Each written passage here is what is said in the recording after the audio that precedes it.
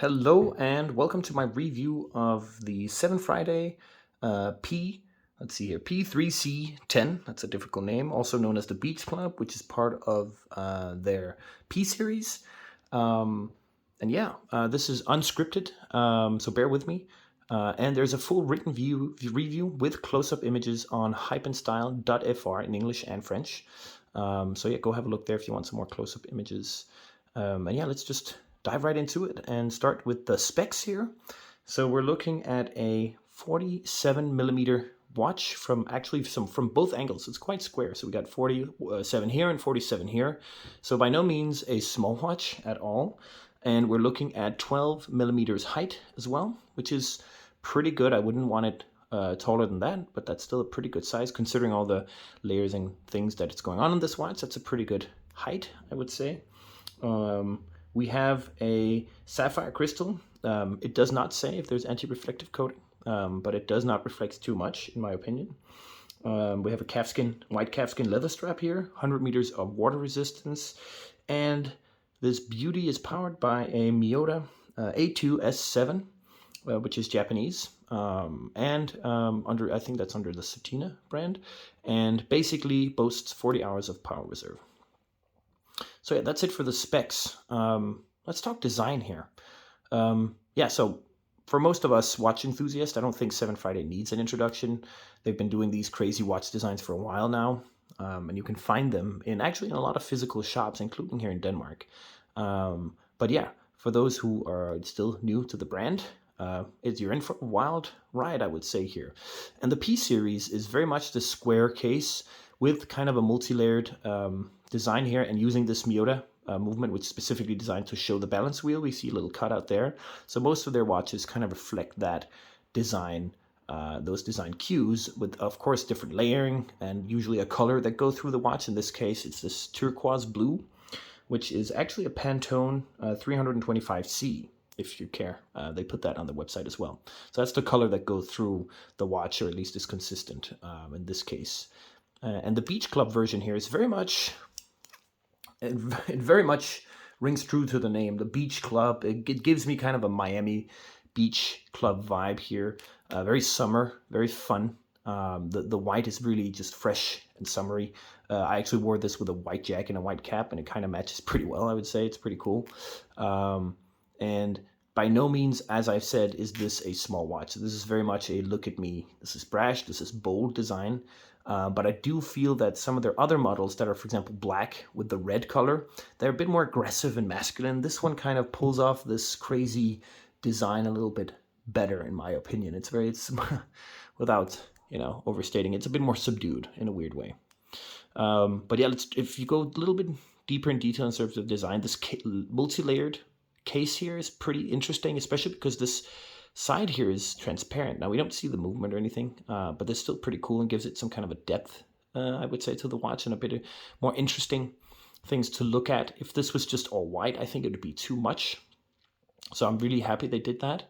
Also, the bezel is not just boring here. There's a nice line of the Pantone here coloring coming in here. The crown is designed as well with the color here, and this interesting logo, which is circularly brushed. Even the design of the crown, the teeth is quite interesting here. You can see it's quite unique. They're far apart, and yet they grip pretty well. So kind of a cool design. The showstopper tends to be the dial, which is really complex. It's a lot of layers to it, a lot of floors, you could say, on this building. It's got a lot of depth and a lot of details. So where I can't even start and capture some of these details on this camera. First of all, coloring. There's some sort of a weird symmetry here going on. I like the way that they took the seconds and made it into a disc, and the same here. So there's no pointer. The actual moving part is the disc, and there's a fixed counter. And when it comes to the seconds, it's pretty hard to see, but we only do want to count seconds on this side since the rest is invisible. So we have a disc with two pointers, and each turns around and becomes visible. So we always have something counting the seconds, and it's the disc that's transparent with this marker on top turning around the printed surface underneath. Very cool design choice, very unique. Really, really like that. There's a lot of mixes of finishes as well here. We got some bead blasting going on inside. We have some brushed elements, some cutouts. You can see there's this beehive cutouts with the 1 and 2, or the 12 or 2 is. 7Friday as well, 2 different thicknesses of the logo, adding the symmetry to the dial. And even the hands are quite big, and just a big disc with a finger pointing out of it. And to be honest here, there's also, it's pretty easy to read the time on it, actually. I was a bit surprised that it's pretty easy to read at a glance, I would say. And a few elements that you can't really capture on camera, I can try here, is that there's a lot of written information on this dial, but it's hidden. So on this middle disc here, you can, for example, it says automatic. You can see the model is written somewhere. There's water resistance. It even points to the jewel and says JWL, which is pretty fun. So a lot of hidden details that are not immediately visible, but still requires the thought, the actual machining of those little elements. So quite interesting, and just a really cool, funky design, I would say, in my opinion. That is still easy to read the time on. So I'm quite pleased with this. Again, it's brash, it's bold. I would say it splits as any unique and bold design would, it does split the masses of people who hate it, people who love it. But yeah, I think if you fall in love with the design, the quality is definitely there to back up. And yeah, good transition. Let's talk about the quality, because these watches are not cheap, especially for watches with a Miyota movement, in my opinion. We're looking at $1,200 US, which is 1,090 euros, if my calculations are correct. So yeah, definitely not a cheap watch here, especially with this kind of movement inside. But I feel the price is completely justified, and I'll go through why. And one of the things is, of course, all these complex custom elements that it takes to create this watch, right? It's not just a generic case design. Everything seems to be custom here, and we can just talk about the case itself is already a bit of a complex task to achieve. If we look here, actually I forgot to mention this during the design, but the coloring is also present on the buckle, which is really cool, very, very interesting. There's polished and brushed elements. We got the nice layering and painting, which just adds to the cost, of course. The same here. We got a polished and then an inner brushed, no, not even brushed, bead blasted finish with the coloring separating them. The crown as well here. It's interesting how the logo is circularly brushed, and then the coloring is around it. So very, very nice detail there as well. And that's just a lot of complexity already, and we haven't even started with the dial.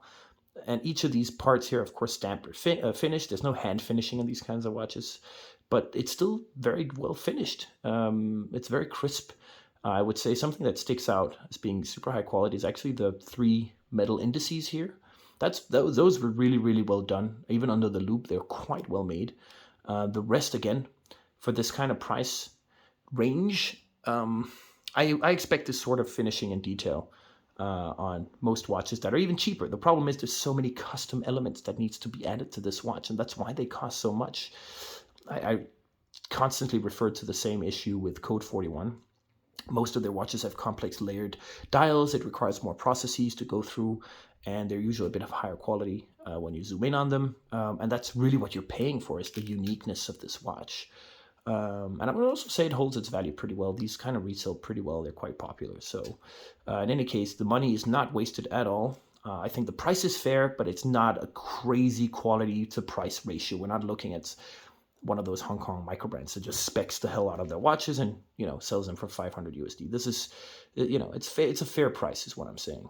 But yeah, let's have a look at it on the wrist, because, and again, yeah, wrist check. I'm wearing a Cartier Tank, the bigger size, I suppose, the quartz model. And I'm not trying to mock the size here. I just felt like wearing this today. You can see the difference of sizing here, perhaps highlighting that I can both wear very, very small, almost feminine watches, and also big and bold brash watches, because I do wear these watches. So again, I think it's fair to have a spectrum. It depends on how I feel on the day. But yeah, let's put the Cartier on the side here, and let's have a look. So my wrists are 17 centimeters in circumference, which is pretty average. I'm a tall guy, so I'm not 193, big Viking here. And as you can see, it's not a small watch, right? This is in your face, 47 millimeters. The square shape makes it even feel a little bit bigger. I mean, if it's rounded, you don't have this much protruding this way. Luckily, the crown is not too big. And you even have this huge, thick bracelet, right? Which is, I think it's 28 millimeter across. So not something you find easily in a shop usually. So all big kind of a, I would say almost a Panerai feel to them. Very big and bold and brash, but again, that just gives us more space to have fun dial elements. And yeah, I think this fits me pretty well. I wouldn't go underneath 16 centimeters in circumference. It starts getting a bit big. And as long as the edges here does not protrude beyond my wrist, I think you're good. So again, 15 to 16 is the smallest.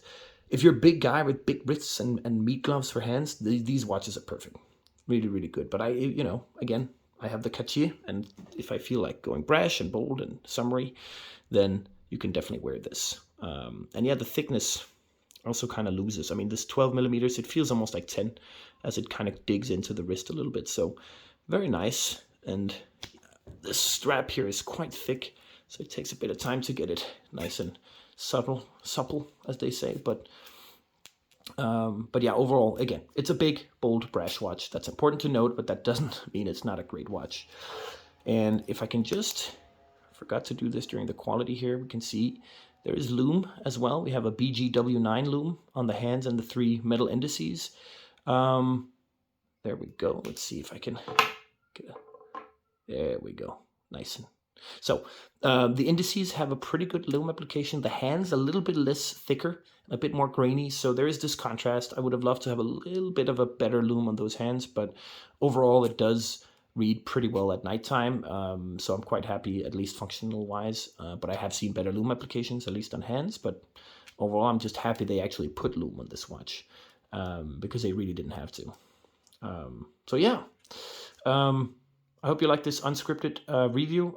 In conclusion, I can definitely recommend SEVENFRIDAY if you want to get into these funky, different, crazy watch designs, bold and brash, and you don't want to go into something crazy like a Ulysse Nardin Freak, which is 100,000 euros, or maybe not, or maybe a little bit less, but still luxury. I think this is very much entry-level luxury, even with the Miyota movement. Again, if the Miyota movement breaks, you can get a new one that's cheaper than getting it serviced, and the watch will continue to live on your wrists. So yeah, quite happy with SEVENFRIDAY. I can definitely recommend the P series at least. And probably there are other collections matches in terms of quality. If you're interested in close-up pictures, lume shots, and a much more detailed review, go to hypenstyle.fr. There's a link in the description. And yeah, I write in French, I write in English, and subscribe if you want to see more of this, and have a lovely day.